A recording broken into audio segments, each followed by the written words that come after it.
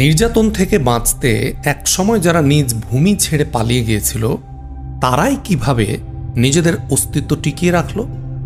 দ্রুজদের রক্তাক্ত ইতিহাস শুনলে অবাক হবেন।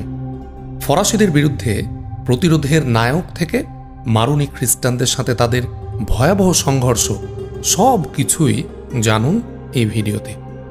সপ্তম ফাতিমি খলিফার নির্যাতন থেকে বাঁচতে অনেক দ্রুজ মিশর থেকে পালিয়ে লেবানন, সিরিয়া ও ফিলিস্তিনের পাহাড়ি এলাকায় আশ্রয় নিয়েছিল।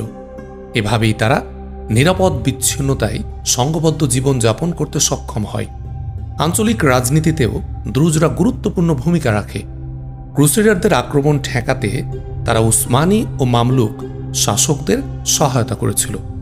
উসমানি সালতানাতে দ্রুজরা স্বায়ত্তশাসন ভোগ করত, যা তাদের জন্য হিতে বিপরীত হয়েছিল।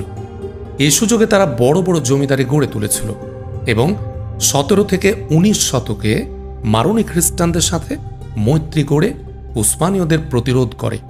কিন্তু 19 শতকের মাঝামাঝিতে দ্রুজ মারুনি মৈত্রী ভেঙে যায় এবং দুই সম্প্রদায়ের মধ্যে ভয়াবহ যুদ্ধ ইউরোপীয়দেরকে ডেকে আনে।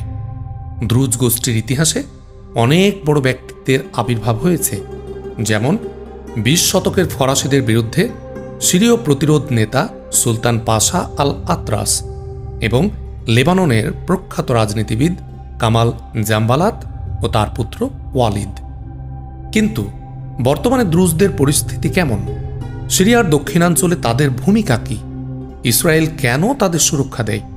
পরের ভিডিওতে আমরা সাম্প্রতিক দ্রুজ পরিস্থিতি এবং তাদের রাজনৈতিক প্রভাব নিয়ে কথা বলবো।